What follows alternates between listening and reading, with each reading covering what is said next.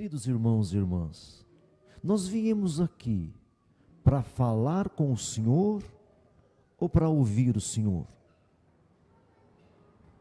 Para falar com Deus ou para ouvir o Senhor? Nós viemos aqui para quê?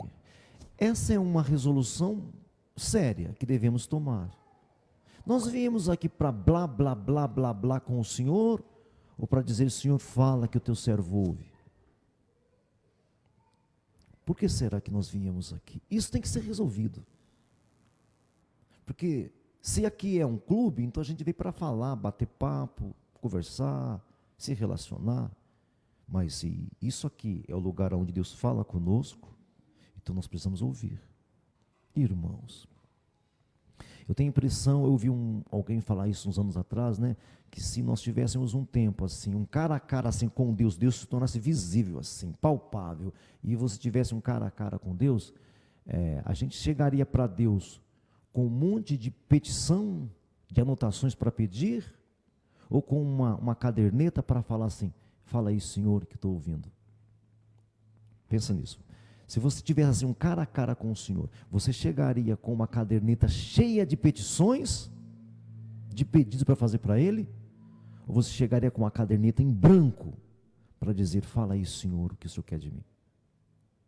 Um cristão, querido, não é um evangélico, um cristão chegaria com a caderneta em branco.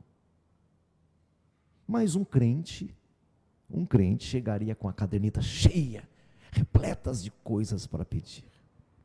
Um crente chegaria com a caderneta cheia de coisas. Estamos aqui para falar com o Senhor ou para ouvir o Senhor? E aí eu tenho um texto aqui, meus irmãos, que tem me deixado assombrado. Eu quero que você abra a sua Bíblia lá em 2 de Pedro. Não vou falar muito, prometo-lhes. Não vou falar muito. 2 de Pedro, para você pensar, uma vez que todos nós, espero, se por força ou não, que todos vocês concordem comigo, que nós estamos aqui para ouvir o Senhor. Para ouvir o Senhor, gente. Não é para falar com o Senhor. Muito embora a gente fale em alguns momentos, mas eu estou aqui para ouvir, gente. Porque não dá para servir ao Senhor. Não dá, querido irmão, se primeiramente não ouvirmos o Senhor. Porque você não serve o Senhor à tua maneira, meu querido. Para de pensar bobagem, nós não servimos o Senhor do nosso jeito. Nós vivemos em um tempo que essa geração fala assim, não concordo, não penso assim, não tem que ser como ele disse, não tem que ser como ela disse. Espera aí, se o que eu disse está escrito, tem que ser como o Senhor disse. É absoluto isso, é fundamental isso, meu irmão. Se foi a palavra que disse, então tem que ser assim. Pouco importa o que você pensa, querida igreja. Portanto, o que você mais vai ouvir por aí são discursos palatáveis, são discursos suaves, são discursos que falam tudo que te agrada. Quando você ouvir tudo que te agrada, querido, sai fora, vai embora dessa comunidade. Se eu começar a falar o que você gosta de ouvir, vai embora daqui, porque eu estarei caído do Evangelho. Cristo nunca falou o que o povo quer ouvir. Aprenda isso, irmãos. Jesus veio para perdoar nossos pecados, gente. Lá estava aquele paralítico, paralítico. Levaram um paralítico para Jesus. Bom, gente, o que o paralítico queria, gente? Diga para mim, ele era paralítico, o que ele precisava? Não é o que parece? O que Cristo deu para ele? O que Cristo deu para ele? Vou te falar. Filhos, perdoados estão os teus pecados. Por que nós não vemos isso? Trouxeram o paralítico, ele olhou e falou assim, filho, perdoados estão os teus pecados. Pastor, você falaria assim, mas pastor, ele curou o paralítico. Curou? Curou por quê? Por causa dos religiosos. Os religiosos começaram a reclamar, a murmurar. E começou a falar assim, quem é este que perdoa pecado? Quem é este? Aí Jesus, não por causa do paralítico, mas por causa dos religiosos blasfemadores, para que vocês saibam que o Filho do Homem tem poder sobre a terra de perdoar pecado, vou curar ele também. vou curá-lo também. Pegaram. Nós estamos equivocados demais. Pegaram isso aqui. Estamos aqui para ouvir o Senhor. Eu sirvo ao Senhor do jeito dele, meus irmãos. Alguém chegou para mim esse dia e falou, eu estava conversando com ele sobre o Evangelho, uma pessoa assim, nova convertida, aí conversa vai, conversa vem, conversa vai, conversa vem. Aí ele falou para mim assim, mas isso é possível mesmo? Esse grau de libertação, esse grau de comunhão com o Pai, é possível, Clóvis? Ele me falava, dá para ser assim? Sabe por que essa pergunta, meu irmão? Sabe por que ele fez essa pergunta? Porque ele está rodeado de evangélicos meia tigela, meia boca, está rodeado de picaretas, então ele vê que ninguém faz o que está na Bíblia. Aí ele falou, mas vem cá, é possível ter tanta comunhão assim com Deus? Dá para ter essa intimidade assim? Eu falei, dá, meu irmão. A questão é que você está olhando para a periferia evangélica, está olhando para os seus amigos. Mas por que não se conquista, que não se chega a esse grau de libertação, gente? Não se ouve. Agora veja comigo 2 de Pedro. 2 de Pedro, capítulo 2, é um texto assim assombroso, tá bom? É um texto magnífico que mexe com as nossas entranhas. Capítulo 2 da segunda carta de Pedro, versículo 4. Olha isso, veja bem. Olha só que tremendo. Pelas quais nos têm sido doadas as suas preciosas e muito grandes promessas. De novo, pelas quais nos têm sido doadas as suas preciosas e muito grandes, diga para mim agora, grandes, mais alto, promessas, grandes, muito grandes, preciosas e muito grandes promessas. Para quê que nós temos essas grandes e preciosas promessas, irmãos e irmãs? Veja isso aí comigo. Para que por elas quem? Diga as promessas, diga as palavras, diga os ensinos, para que por elas vos torneis co-participantes da natureza divina.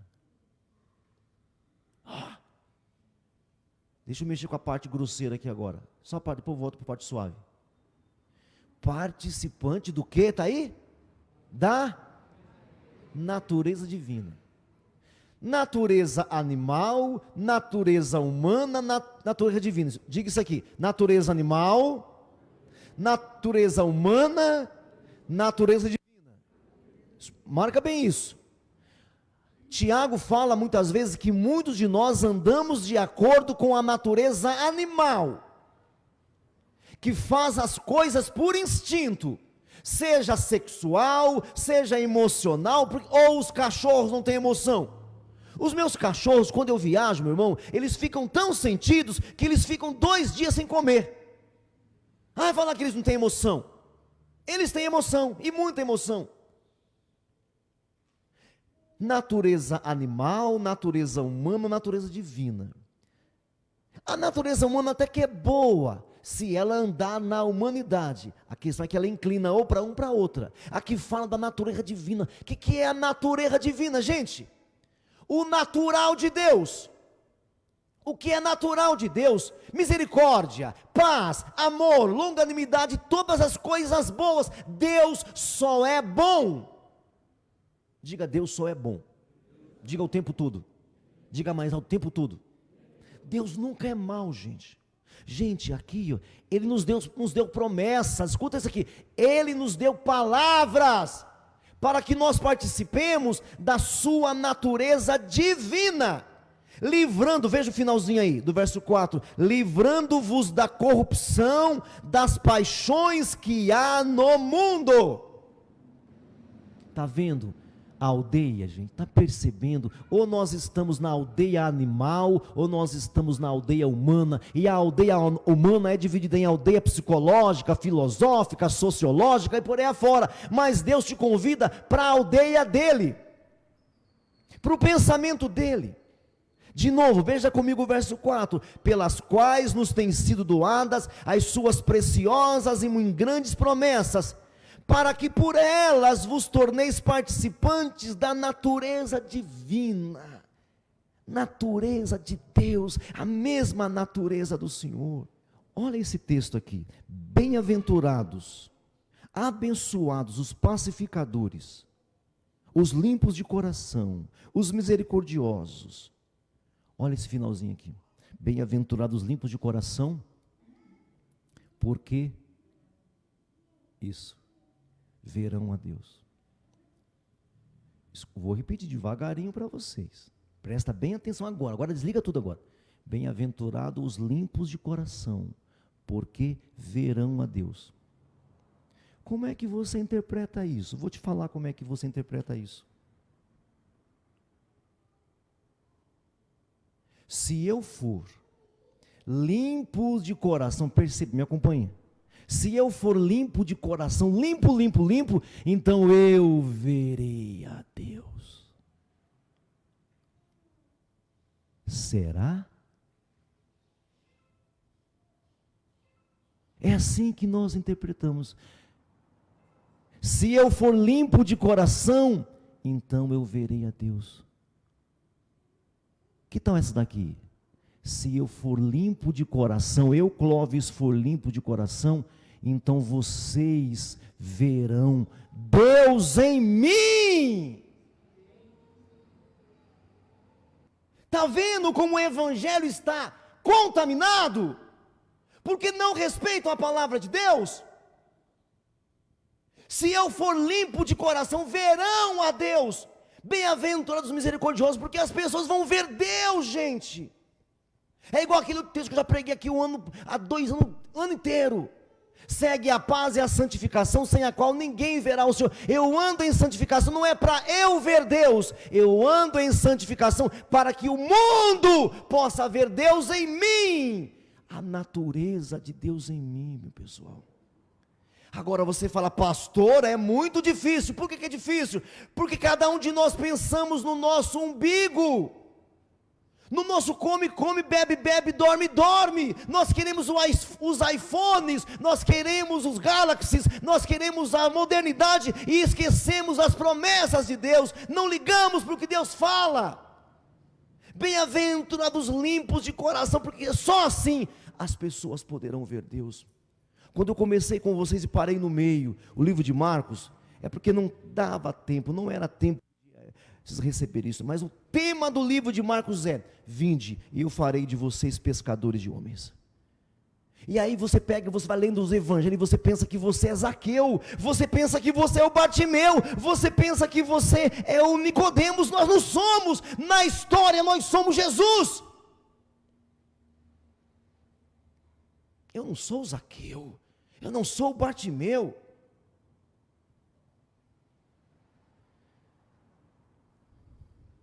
As promessas de Deus faz de você, de mim, de nós, participantes da mesma natureza de Deus. Nessa aldeia global, irmãos, está faltando filhos de Deus. Bem-aventurados pacificadores, porque os pacificadores serão chamados filhos de Deus. Bem-aventurados limpos de coração, porque as pessoas podem ver Deus. Não é o limpo de aparência, não é aquele puritano de uma figa, religiosista de uma figa, não, é o limpo de verdade, é o que quer o bem, é o que é tolerante, é o que aguenta, é o que ama, é o que perdoa. É esse que é o limpo de coração. O limpo de coração não é aquele que ora mais que o outro, o limpo do coração não é aquele que lê mais a Bíblia do que o outro, o limpo do coração não é aquele que jejua mais do que o outro. O limpo de coração é aquele que tolera, que suporta, que ama, que perdoa, que se rende. Volta lá, leiamos de novo. Leiamos outra vez, para nós concluirmos. Pelas quais nos têm sido doadas as suas preciosas, doadas, gente, para você e para mim, nos têm sido doadas suas preciosas e muito grandes promessas, para que por elas vos torneis participantes da natureza divina, livrando-vos da corrupção das paixões que há no mundo. Das paixões que há no mundo, irmãos e irmãs. Se nós não ouvirmos o caráter de Deus, se nós não ouvirmos a palavra do Senhor, nós não herdaremos a natureza de Deus. E se nós não herdarmos a natureza de Deus, porque nós não estamos ouvindo, querido, não existe outra forma de sermos semelhantes ao Senhor, de sermos próximos do Senhor. Deus nos quer próximos dele. Próximo aqui não é geográfico. Proximidade de Deus não é geográfico, é parecidos. Parecidos. Não, você não precisa jejuar, não precisa não. Gente, presta atenção aqui. Presta atenção, irmãos. Jesus, irmãos. Jesus é um escândalo. Eu falava ontem com os meninos no carro ontem. Jesus é um escândalo. Os liberais adoram Jesus. Adoram.